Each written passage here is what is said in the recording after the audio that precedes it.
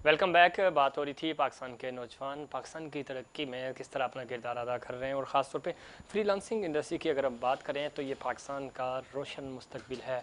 और इस पे हुकूमत भी फोकस कर रही है। कामयाब नौजवान प्रोग्राम है, इसके अलावा बहुत सारे ऐसे प्रोग्राम्स हैं जो यूथ के लिए इंट्रोड्यूस करवाए जा रहे हैं ताकि पाकिस्तान के नौजवान रोज़गार की तरफ जा सकें। और जब हम पाकिस्तान की बात करते हैं, पाकिस्तान की डेवलपमेंट की बात करते हैं, तो इसमें पाकिस्तान के जो नौजवान हैं उनका किरदार बहुत अहम है। इस पे बात करेंगे। हमें टेलीफोन लाइन पे ज्वाइन किया है मुस्कान सिराज ने। आप स्टार्टअप ओनर हैं, और ख़ास तौर पे जब हम डिजिटल की बात करते हैं और ऑनलाइन बिज़नेस की बात करते हैं, उस वाले से बड़ा ज़बरदस्त इनका एक्सपीरियंस है। बहुत शुक्रिया मुस्कान, आपने प्रोग्राम में वक्त दिया। खुश आमदीद कहते हैं आपको। किस तरह देखती हैं चूँकि पाकिस्तान में जो एंटरप्रेन्योरशिप है या स्टार्टअप के का क्या फ्यूचर हो सकता है पाकिस्तान में? जी, बहुत शुक्रिया ज़फ़ी। सबसे पहले तो thank you so much for considering me. जहाँ तक मेरा ख़्याल है और मेरे तजुर्बे की बात है, तो फ्रीलांसिंग और स्टार्टअप जो है वो एक एक एक कंट्री की इकोनॉमी को बहुत ज़्यादा बूस्ट करता है। और ना सिर्फ कंट्री की इकोनॉमी को, वो इंडिविजुअलिटी पे भी बहुत ज़्यादा फोकस करता है। एक इंडिविजुअल पर्सन को भी वो बहुत ज़्यादा फ़ायदा देता है। अब स्टार्टअप का सबसे जो एक मेन एम होता है ना, वो ये होता है कि आपने अपना बिजनेस स्टार्ट किया, वो कोई भी डोमेन का हो सकता है, किसी भी डोमेन का हो सकता है। इट्स आइदर आप कुकिंग में ज़्यादा इन्वॉल्व हैं तो आप कुकिंग अपनी स्टार्ट कर सकते, पॉलिश करना ज़रूरी है, और वो काम पर्सनल लेवल पे कहीं ना कहीं जब तक फैमिली सपोर्ट करती है हो जाता है। ठीक बट है। जो स्कूल इंस्टीट्यूशंस होते हैं, यूनिवर्सिटीज़ होती हैं, उनको भी ज़रूरत है कि वो बच्चे की स्किल्स को पॉलिश करें, ताकि वो इस फील्ड में भी अपना वो दे सकें। क्योंकि कंट्रीब्यूट कर सके। मैं ठीक है आमना, आप मुस्कान, आप लाइन पे रहिएगा। हमारे साथ स्टूडियो में मौजूद हैं दानियाल जिलानी और महर मिर्ज़ा भी हैं।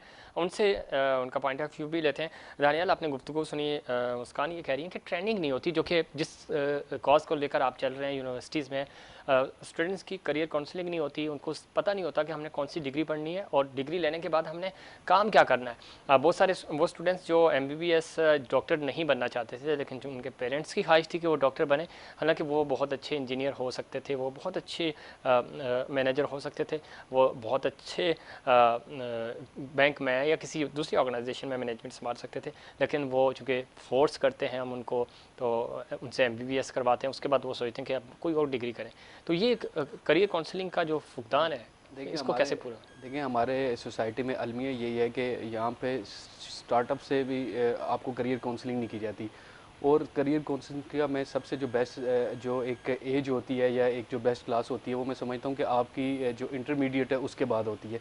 क्योंकि उसके बाद बच्चे को डिसाइड करना होता है कि उसने क्या बनना है। ठीक है, ये हम लेकिन हमारे यहाँ सोसाइटी में ये है कि सिर्फ माँ बाप बच्चों की राय समझते नहीं है, क्योंकि बच्चे का इंटरेस्ट किस तरफ है उस तरफ लेके। अब मैं इंजीनियर बनना चाह रहा हूँ, तो मेरे माँ बाप को चाहिए कि मुझ पर बर्डन ना दें कि आप डॉक्टर बने या मीडिया की फील्ड में जाएं, क्योंकि मैं जो काम दिल लगा के करूँगा, जो मेरी फील्ड होगी, मैं उसमें कामयाब होऊंगा, तो वो ठीक है। और इसके साथ साथ मैं समझता हूँ कि हुकूमत को चाहिए कि करियर काउंसलिंग का काम करे, और साथ साथ यूनिवर्सिटीज़ के जो इंतज़ामिया है या कॉलेज की जो मैनेजमेंट होती है, उसको भी चाहिए कि जब आपका सेशन एंड होता है और उसके बाद स्टूडेंट्स को करियर काउंसलिंग का बताया जाए कि आप बेसिकली हमारे लोगों को पता ही नहीं होता कि अब मुझे देखिए नहीं पता कि एकेडमिया की मीडिया जब की हम फील्ड बात में करते हैं, क्या है। यूनिवर्सिटीज़ इतनी ठीक भारी है, भरकम फीस ले रही होती हैं, तो उनकी जिम्मेदारी बनती है ना कि स्टूडेंट को गाइड भी करें। जी बिल्कुल ऐसे ही है। देखें कि अब स्टूडेंट्स बहुत कंफ्यूज होता है। देखें उस वो एज इस तरह से होती है। एक तो हमारा एजुकेशन सिस्टम इस तरह के स्टूडेंट पे इतना बर्डन होता है ग्रेडिंग सिस्टम का और दूसरी चीज़ों का, कि उनको पता ही नहीं होता कि हमने आगे फील्ड क्या जाके चॉइस करनी है। ठीक सही। है, उनको बेसिकली हर फील्ड के एक्सपर्ट्स को बुलाया जाए। हमारे यहाँ पे कंपनीज विजिट्स नहीं होता, उनको बताया जाए कि जैसे मीडिया के उनको बताइए कि मीडिया की फील्ड में आप पैसा किस तरह से कमा सकते हैं, मीडिया ठीक की है। फील्ड में आप तरक्की किस तरह से कर सकते हैं। अगर आपने मेडिकल की फील्ड में जाना है, आप उसमें किस तरह से ठीक। तरक्की कर सकते हैं, उसमें आपके क्या क्या मौके आपको मिल सकते हैं। आपने आपने लॉ की फील्ड में जाना है उस थोड़ा सा इस इख्तिलाफ इसमें है इसमें थोड़ा सा। इसमें महर, मैं आपकी तरफ ही आ रहा हूँ। मुझे इस बात पे है थोड़ा जी सा। जी। जैसे मैं गवर्नमेंट यूनिवर्सिटीज़ की या स्कूल्स की बात नहीं करूँगी, मुझे नहीं पता, आप सही कह रहे हैं कि वहाँ पे ऐसे होना चाहिए। लेकिन जो प्राइवेट स्कूल्स और यूनिवर्सिटीज़ हैं, वहाँ करियर काउंसलिंग होती है, ठीक वहाँ है। उनका एक अलग डिपार्टमेंट होता है, और वो बच्चे को पूरा बच्चे के ऊपर रिसर्च करते हैं और वो बताते हैं कि बच्चा किस फील्ड में जा सकता है और जा ठीक सकता है, है। लेकिन हाँ, इसमें महर एक बात है, मुस्कान का जिस यूनिवर्सिटी से ताल्लुक है और दानियाल मैं ने वही बात कह रही हूँ, आप सही कह रहे हैं कि दानियाल ने जिस यूनिवर्सिटी से पढ़ा है, तो दोनों प्राइवेट यूनिवर्सिटीज़ हैं और कराची की बहुत बड़ी यूनिवर्सिटीज़ हैं अच्छा, जिनकी आप कह रहे हैं कि जी वहाँ नहीं होता। नहीं होता अच्छा, ना, यही तो मैं कह रहा हूँ, जो अकेडमिया मेरा आपको एक्सपीरियंस डिग्री रहा, दे देती है, जी उसके जी, बाद वो आपको ट्रेनिंग नहीं करवाते हैं। वो जो मुस्कान भी बात कर रही थी अभी, जफीर दानियाल भाई भी थे, इसमें ग्रोमिंग नहीं होती। एक स्टूडेंट का मकसद ये नहीं है कि आपने उससे 25 लाख रुपए फीस ले ली, बिल्कुल। ठीक है, और उसके बाद आपने उसको बिल्कुल ब्लैंक अब छोड़ तो दिया, उसको 40 पता ही लाख नहीं है रुपए कि तक है कहाँ फीस। जाना है उसने। तो यूनिवर्सिटीज़ के दरमियान और इंडस्ट्री के दरमियान जो एक ब्रिज है, उस जो एक गैप हाँ, है, वो आप उसको सही कह सकते ब्रिज हैं, करना पड़ेगा। प्रॉपर नहीं करते जी मैं हैं, एक बिल्कुल बात ऐड बिल्कुल करना चाहता हूँ एग्जैक्टली। जफीर जी भाई इसमें, जैसा कि ये इन्होंने फरमाया कि कैरियर काउंसलिंग होती है। देखिए मैंने सॉफ्टवेयर इंजीनियरिंग की है और कराची की एक प्राइवेट टॉप लेवल यूनिवर्सिटी से मैंने ऐसे ही सॉफ्टवेयर इंजीनियरिंग की है, ठीक है।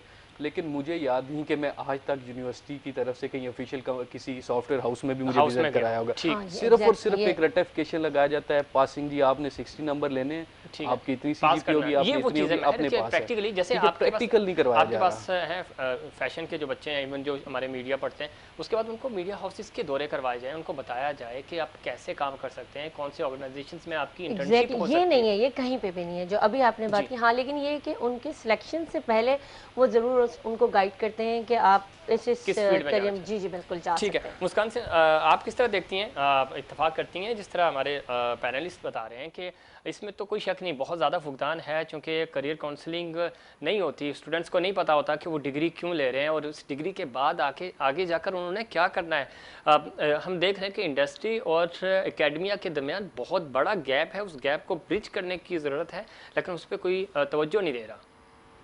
जी ज़फ़ीर, मैं इस बात से बिल्कुल इत्तेफाक करती हूँ कि हम लोग की जो एजुकेशन सिस्टम है उसमें प्रैक्टिकलिटी बहुत कम है। उनको थ्योरीज, उनको किताबी चीज़ें बहुत पढ़ाई जाती हैं, जो रियल वर्ल्ड प्रॉब्लम्स हैं, जो उनको रियल वर्ल्ड से उनको इंटरेक्ट कराया ही नहीं जाता।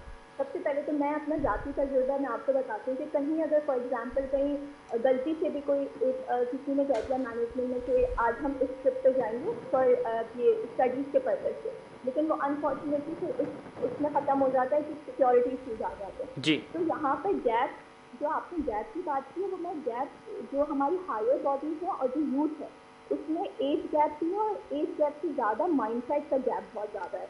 ठीक ये है, माइंडसेट डिफरेंसेस बहुत एक्सट्रीम लेवल पे डिफरेंसेस आ जाते हैं। फिर अगर कोई यूथ खड़ा भी होता है ना जी हिम्मत करके अगेंस्ट में बोलने के लिए सही बात, तो वो उसको वहीं से करा दिया जाता है। तो ये बहुत ज़्यादा प्रॉब्लमेटिक सिचुएशन है अभी, जिससे भी बहुत मेन प्रॉब्लम है जिसकी वजह से पाकिस्तान अभी भी पीछे रह रहा है। ठीक है, इस गैप को ख़त्म करना होगा और इसमें कोई शक नहीं बिल्कुल। कि जो यूनिवर्सिटीज़ हैं उस यूनिवर्सिटीज़ को भी अपनी ज़िम्मेदारी, चूँकि हम सब चीज़ें फोकस कर रहे होते हैं, डिपेंड कर रहे होते हैं हुकूमतों पे कि हुकूमतों ने ही काम करना है, लेकिन जब आप इतनी ज़्यादा फ़ीस लेते हैं, जब आप एडमिशन्स के लिए अपने इश्तिहारात देते हैं तो उसमें आप मेंशन करते हैं कि हम लीडिंग है, हमारी वजह से हम इंडस्ट्री में इतने प्रोफेशनल्स दिए हैं हमने, लेकिन बाज़ाहिर ऐसा होता नहीं है। इस तरह के इश्तिहारात चलाकर आप अपना बिज़नेस तो ज़रूर चला रहे होते हैं, स्टूडेंट्स को ग्रैब ज़रूर कर रहे होते हैं, एडमिशन ज़्यादा करवा रहे होते हैं, लेकिन प्रैक्टिकली ऐसा है नहीं। दानियाल, प्रैक्टिकल अप्रोच क्यों नहीं है? फिर हम बीइंग अ सोसाइटी कहाँ खड़े हैं? हम सारी चीज़ें हुकूमत की ज़िम्मेदारी है, एक दफ़ा सड़क बना देना हुकूमत की ज़िम्मेदारी है, आपको अपॉर्चुनिटी देना, उसके बाद उसको अवेल करना सोसाइटी की ज़िम्मेदारी नहीं है, उसका ख्याल करना सोसाइटी की ज़िम्मेदारी नहीं है, हमारी ज़िम्मेदारी नहीं है। जी बिल्कुल, ये हमारी ज़िम्मेदारी है कि देखिए हमें हर चीज़ हुकूमत पे ब्लेम नहीं करनी चाहिए। वो कहते हैं ना कि सबसे पहले हम अपने गिरेबान में हमें झांकना चाहिए कि हम क्या कर रहे हैं। ठीक है, हुकूमत ने अगर रोड्स बना दी है, आप देखें ना, आप कराची की बहुत सी बस्तियों में चले जाएं, ठीक है, रोड्स बनती है, वहाँ पे 2 दिन बाद खुदाई शुरू हो जाती है उसकी। अब हुकूमत उसको क्या करे? उसका काम है आप थोड़ा सा सीमेंट लें, थोड़ी सी चीज़ें लें, बजरी उसको लें, बजरी ले, सीमेंट बैलेंस करें, रेत ले, उसको भर दें, ठीक है। ये थोड़े से काम से क्या होता है कि हमारी वो चीज़ भी महफूज रहती है और एक हमारे एहसास ज़िम्मेदारी का भी हमारे अंदर एहसास आता है। तो मैं समझता हूँ कि ये हमारी हमें अपनी तमाम जो एक शहरी होने के जो ज़िम्मेदारी है उसको समझना होगा, और हुकूमत को भी चाहिए कि वो जो एक हमारे जो शहरी, एक आम शहरी के हकूक़ हैं उसको वो पूरा करे, और हमें भी चाहिए कि अपने फ़राइज़ का बिल्कुल ज़रूरी बखूबी सर अंजाम दें। महर, किस तरह देखती हैं ख़ासतौर पे जब हम सोशली देखते हैं, सोशली ज़िम्मेदारी होनी चाहिए। कोरोना में हमने देखा बहुत सारे लोगों ने एक दूसरे की मदद भी की, लेकिन एक रवैयों में बड़ा फ़र्क आ गया। हम समाजी तौर पे देखें तो कोरोना का मतलब ये है कि अपनी डिस्टेंस रखना है, ऐसा नहीं है कि सोशली एक दूसरे से मिलना ही छोड़ दें या बात करना ही छोड़ दें। अब कोरोना की वजह से हमारे नफसियाती तौर पे भी असरअंदाज हुआ। दूसरा जो बिज़नेस की वजह से बहुत सारे ऐसे लोग हैं जो जिनका बिज़नेस बंद हो गया, जिनकी जॉब्स छूट गई हैं। सोशली आपको लगता है, चूँकि आपने कोरोना में भी काम किया है, लोगों की हेल्प भी की है, कि हमारी ज़िम्मेदारी बनती है कि आज वो वक्त है कि हम एक साथ खड़े हों और वो लोग जो जॉब पे नहीं है या वो लोग जिनकी इनकम बहुत कम है उनको हम सपोर्ट करें। ये जज्बा जैसे ज़लज़ले में हमने देखा, जैसे सैलाब में हमने देखा था, हम एक कौम बन जाते हैं। आज ये वक्त नहीं है कि हम कौम बन के इन्हीं जो ख़ास तौर पे जो यूथ हैं वो सपोर्ट करें सोसाइटी को। नहीं, एग्जैक्टली यही टाइम है। और आई थिंक लोगों की कोरोना की वजह से बहुत हेल्थ पे बहुत असर हुआ है। आपको पता है कि लोगों के बिजनेस ख़त्म हुए हैं, उसका भी इम्पैक्ट आया है। बिल्कुल। लोगों की जॉब्स नहीं हैं, उनकी फैमिलीज़ पे भी बहुत बुरा असर पड़ा है इसका। तो मुझे लगता है कि काम किया गया है, ऐसा नहीं है कि नहीं किया गया। लास्ट ईयर भी किया गया था इस पे। हाँ, ये है कि जितना ज़्यादा हम सबकी सपोर्ट चाहते हैं, हम सिर्फ ये कहते हैं कि गवर्नमेंट सपोर्ट करे। तो गवर्नमेंट जितना सपोर्ट करती है, लेकिन हम जो इंडिविजुअली हर बंदा अगर ये सोच ले कि उसने अपना पार्ट इसमें डालना है, तो आई थिंक बहुत सारे लोगों की मदद हो सकती है। मदद हो सकती है। अच्छा, बिल्कुल। बहुत सारी एनजीओज़ हैं, जैसे आप भी एनजीओज़ के साथ काम करती हैं, एफपीसीसीआई भी सपोर्ट करती है। इन एनजीओज़ का आप किस तरह देखती हैं कि वाकई में इससे यूथ को भी कोई फ़ायदा होता है और सोसाइटी को भी? बिल्कुल होता है, बिल्कुल। लास्ट ईयर भी बहुत काम किया गया है। पता नहीं कितने लोग हैं जिनके यहाँ मंथली राशन का अरेंज किया गया था। ठीक और है। वो इसी तरह किया जाता है, चाहे आप उसको एनजीओ के मद में कह लें ठीक। या आप पर्सनल मदद कह लें किसी की। तो बहुत ज़्यादा चीज़ें इसी तरह की गई हैं और अब भी इंशाल्लाह हो रही हैं। हो रही हैं, इसमें जी, कोई जी, शक बिल्कुल हो रही नहीं। हैं। बिल्कुल, और सोसाइटी हमारी ज़िम्मेदारी बनती है कि हम अपने इर्द-गिर्द बिल्कुल। वो लोग जो नीडी हैं उनका ख़्याल भी रखें। और नौजवान इसलिए कि वो ज़्यादा मुतहर्रिक होते हैं और आपकी ज़िम्मेदारी भी बनती है कि आप बढ़-चढ़ कर इस तरह के समाजी कामों में हिस्सा भी लें। मुस्कान सिराज, किस तरह देखती हैं बीइंग अ सोसाइटी, आप ये समझती हैं कि हमारे जो नौजवान हैं वो जो समाजी ज़िम्मेदारियाँ हैं उनको निभा रहे हैं? जी, ज़फ़ीर निभा भी रहे हैं और नहीं भी निभा रहे। ये इसका पॉज़िटिव एस्पेक्ट भी और नेगेटिव एस्पेक्ट भी है। मैं एकदम नहीं कह सकती कि नहीं निभा रहे, जी। या मैं एकदम भी नहीं बोल सकती कि हाँ, सब निभा रहे हैं। कहीं न कहीं नेगेटिविटी भी है और कहीं न कहीं पॉज़िटिविटी भी है। और मैं ये देखती हूँ कि पाकिस्तान की, मैं कंपैरेटिवली अगर कोई आर्टिकल भी पढ़ूँ या कहीं देख भी लूँ ना, तो पाकिस्तान की जो यूथ है वो बहुत ज़्यादा कॉम्पिटेंट और बहुत ज़्यादा पोटेंशियल है उनमें। अगर देखा जाए कि आगे बढ़ने का जज़्बा या अपने पॉइंट्स को आगे रखने का, अब की जो यूथ, अब की जो जनरेशन है, वो उसमें अगर आप देखें तो कॉम्पिटेंसी और पोटेंशियल बहुत एक्सट्रीम लेवल पे है। लेकिन वो गवर्नमेंट ने तो ठीक है, वो अपनी जिम्मेदारी पूरी करी, लेकिन गवर्नमेंट की जिम्मेदारी है कि इस यूथ को आगे लेके जाए। वो अपना किरदार तो अदा कर रही है, बट इसको धक्का देने के लिए भी एक चीज़ ज़रूरी है जो गवर्नमेंट को प्ले करना है। तो यूथ तो वैसे भी पॉजिटिवली इम्पैक्ट करती है, नेगेटिवली भी इम्पैक्ट करती है, जो कि कम रेशियो है, बट पॉजिटिवली भी करती है, जो कि हमारे पाकिस्तान को रिप्रेजेंट करती है ऑल ओवर द वर्ल्ड। तो बस गवर्नमेंट से यही है कि वो मुख्तलिफ प्रोग्राम चलाएं, ताकि not just for the startup ही नहीं, बहुत सारे ऐसे प्लेटफॉर्म भी चाहते हैं यूथ हब, जैसे आपने एनजीओ की बात की थी जैसे, तो सिर्फ एनजीओ नहीं, मैंने खुद अपनी आंखों से विटनेस की कि कुछ यूनिवर्सिटी के बच्चे अपने ग्रुप बना लेते हैं और वो कोरोना में लोगों की हेल्प करते हैं, या गर्मी में वो पानी पिला देते हैं रोड पे मुसाफिरों को जो जा रहे होते हैं। तो लोग अपने अपने भी यूथ के ग्रुप बना लेते हैं, अपने खुद की कम्युनिटीज़ बना लेते हैं, जिसको उसमें कोई प्राइवेट एसोसिएशन या प्राइवेटाइजेशन या कोई बहुत ज़्यादा उसकी ज़रूरत नहीं होती, एक्सपोजर की ज़रूरत नहीं होती, वो खुद ही अपनी बिल्कुल चीज़ें बिल्कुल, करते हैं, यूथ को इस पे किरदार। अपना हिस्सा भी लेना चाहिए। एनजीओज़ का किरदार भी बहुत अहम है। दानियाल, किस तरह देखते हैं जब हम एनजीओज़ की बात करते हैं, जिस तरह आपकी तो एनजीओ नहीं है लेकिन एक यूथ बेस्ड ऑर्गेनाइजेशन है, इस तरह की ऑर्गेनाइजेशन की कितनी ज़रूरत है? और चूँकि बहुत अच्छा है कि जिस तरह आज आपने एक एक्टिविटी की, कम से कम वो नौजवान जो किसी होटल पे बैठ के या किसी वैसे किसी जगह टाइम ज़ाया करते हैं, वो किसी ऑर्गेनाइजेशन का हिस्सा बन जाएं, वो किसी कामयाब बिजनेसमैन के पास, पॉलिटिशियन के पास चले जाएं, उसका एक्सपीरियंस सीख लें। तो इस तरह की एक्टिविटीज़ आप समझते हैं कि सोसाइटी को मज़ीद बेहतर करने में इस तरह की जो एनजीओज़ हैं, इस तरह की जो ऑर्गेनाइजेशन है, वो अपना किरदार अदा कर रही हैं और ये अच्छा अमल है? जी देखिए, मैंने जहाँ तक यूथ की बात है कि मैंने आपको स्टार्ट में बताया कि हमारे नौजवानों के पास तो कोई एक्टिविटीज़ है ही नहीं है। ठीक है, हमारे पास, अगर मैं कराची की बात करूँ तो ठीक है, हमारे पास खेल के मैदान नहीं है, हमारे पास कोई तफरी गाह नहीं है। ठीक है। इसके अलावा कोई आप यूनिवर्सिटीज़ कॉलेजेस में चले जाएँ, जो मैं बेसिकली जैसे कि मुझे पॉलिटिक्स का शौक है, तो पॉलिटिक्स के लिए कौन सा प्लेटफॉर्म है नौजवानों के लिए, ठीक है।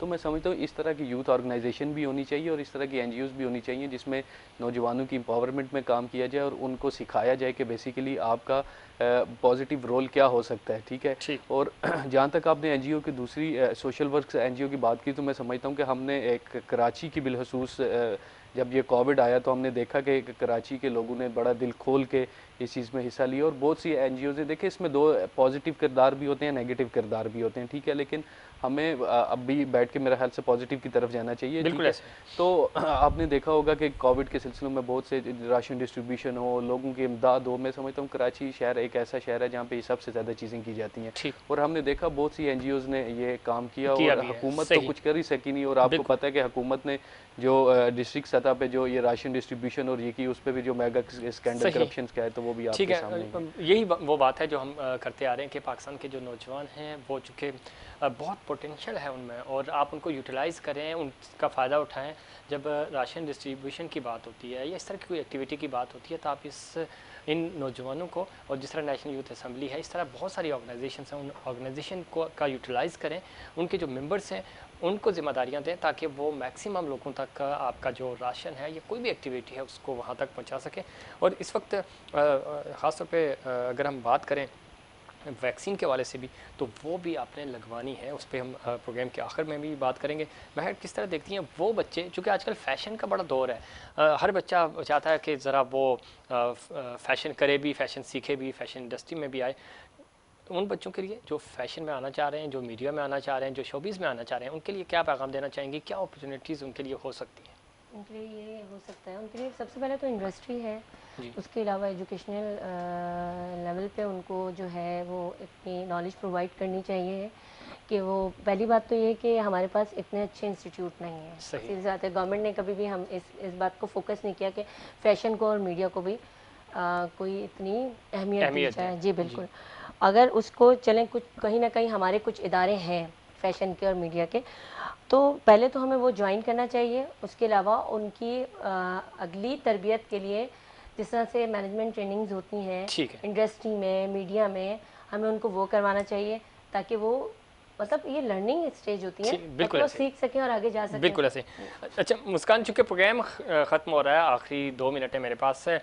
अब चूँकि 18 साल से ज़ायद उम्र के जो नौजवान हैं उनके लिए भी, और पहले 40 था, फिर 60, तमाम लोग जो हैं वो जिनका NIC बना हुआ है वो वैक्सीन लगवा सकते हैं। इस वक्त बड़ा प्रेशर है चूँकि लोग वैक्सीन लगवा नहीं रहे। हमारे इस प्लेटफॉर्म से और यूथ को क्या पैगाम देना चाहेंगी कि वो वैक्सीन ख़ुद भी लगवाएँ, अपनी फैमिली को भी लेके जाएँ, क्या पैगाम देंगी? जी पहले तो सबसे पहले भी रिसेंटली मैंने एक खबर पढ़ी थी कि वैक्सीन लगाने वाले 2 साल में मर जाएंगे। हम लोग के पाकिस्तान में एक्सट्रीमिज़म इतनी ज़्यादा है कि वो बेचारे जो जाने को तैयार भी होते हैं वो एकदम से बैठ जाते हैं। जी। तो जितने भी नौजवान हैं, जितने भी बड़े हैं जिन्होंने अभी तक ठीक। वैक्सीनेशन नहीं कराई है, तो वो काइंडली कराएं, क्योंकि कुछ लोगों ने कोरोना को वैसे भी हल्का लिया हुआ है कि सही। ये कोई कोई चीज़ ठीक है, है तो यानी आप ये कह रही हैं कि वैक्सीन लगानी चाहिए और आप सपोर्ट भी कर रही हैं इस बिल्कुल कॉज़ को? बिल्कुल लगानी चाहिए, बिल्कुल। और ये वाकई खतरनाक ठीक डिजीज़ है। है जिससे पूरा पाकिस्तान अफेक्ट हुआ है। ठीक ठीक ठीक मुस्कान। अब दानियल, क्या पैगाम देना चाहेंगे हमारे नौजवानों को? और चूँकि हम अभी तक पोलियो फ्री नहीं हो सके और वैक्सीन लगवानी है, एक्सपो सेंटर हमारे पास अवेलेबल है, आर्ट काउंसिल अवेलेबल है, बहुत सारे ऐसे वेन्यूज़ हैं, आप जाएँ और वहाँ पे वैक्सीन लगवाएँ, क्या पैगाम देंगे? जी बिल्कुल, मैं नौजवानों से गुजारिश करूँगा कि ज़्यादा से ज़्यादा और जल्द से जल्द वैक्सीन लगाएं ताकि हम ये कोविड जैसी बीमारी से हम अल्लाह ताला हमारी जान छुड़ाए। क्योंकि अब देखें जिस तरह से लॉकडाउन वगैरह चल रहा है, जिस तरह से वैक्सीनेशन का अमल ज़्यादा बढ़ रहा है, इसी तरह से कोविड की रेशोज़ भी नीचे आ रही हैं। और मैं मुस्कान की बात को भी सेकंड करूँगा, तो और एक और गुजारिश करूँगा कि रूमर्स पर कान ना धरें आपने। जो डिफरेंट रूमर्स चल रहे हैं कि लोग मर रहे हैं, इस तरह से इस पर कान ना वैक्सीन लगवाएं। जी क्या पैगाम देना चाहेंगी महर आप? मैं भी यही कहना चाहूँगी कि देखें, कोरोना को इजी ना लें। ठीक है। अपने ये SOPs का ख्याल रखें, वैक्सीन ज़रूर लगवाएं और जो भी SOPs हैं हमें अपनी केयर खुद करनी चाहिए, बिल्कुल ऐसे ही, उसको नहीं हमें इग्नोर करना चाहिए। ठीक है, बिल्कुल बहुत अच्छी बात है। महर आपका बहुत शुक्रिया, दानियाल आपका बहुत शुक्रिया, मुस्कान आपका भी बहुत शुक्रिया। इसमें कोई शक नहीं नाज़रीन, जब हम वैक्सीन की बात करते हैं तो पोलियो से लेकर कोरोना वैक्सीन तक और कोरोना की हकीकत को ही हम तस्लीम करने से इनकारी हैं। ऐसा नहीं है, कोरोना है और उस दिन का इंतज़ार ना करें कि ये कोरोना जो है वो आपके प्यारों के दरमियान होगा तो ही आपको यकीन आएगा। वैक्सीन इस वक्त अवेलेबल है और बिल्कुल भी रश नहीं है। आप एक्सपो सेंटर जा सकते हैं, 24 घंटे ये सेंटर खुला हुआ है। आर्ट्स काउंसिल में जा सकते हैं, डिफरेंट वेन्यूज़ हैं, हॉस्पिटल्स हैं, आप आगा खान जा सकते हैं, सिविल हॉस्पिटल जा सकते हैं, जिना हॉस्पिटल और बहुत सारे हॉस्पिटल्स हैं जो आप ये सर्विसेज दे रहे हैं। और इस तरह कुरंगी इंडस्ट्रियल एरिया की अगर हम बात करें, FPCCI की बात करें, कराची प्रेस क्लब की बात करें, हर जगह पे वेन्यूज़ बन गए हैं। आप जाएँ, वैक्सीन लगवाएँ, जितनी जल्दी आप वैक्सीन लगवाएंगे उतना हमारे लिए भी अच्छा होगा। और पाकिस्तान के नौजवानों से ख़ास तौर पे मेरी गुजारिश है, नाज़रीन से गुजारिश है कि आप इस चीज़ को सीरियस लें, अपने आप को भी अपनी फैमिली को भी लेके जाएं ताकि कोरोना से हमें छुटकारा मिल सके। ये वो काज़ है, नेशनल काज़ है, इसमें अपना हिस्सा ज़रूर डालें। कौमें इस तरह की जब मुसीबतें आती हैं और इन्हीं दिनों से कौमें पहचानी जाती हैं, जिस तरह आपने ज़लज़ले में लोगों की मदद की थी, जिस तरह सैलाब ज़लज़लान में आपने लोगों की मदद की थी, उसी तरह वही जज्बा आज भी हमें चाहिए। नाज़रीन, ये था हमारा आज का प्रोग्राम। उम्मीद करता हूँ दीगर प्रोग्राम्स की तरह आज का प्रोग्राम भी आपको पसंद आया होगा। मुझे और इनसाइड पाकिस्तान की पूरी टीम को दीजिए इजाज़त। अल्लाह निगहबान।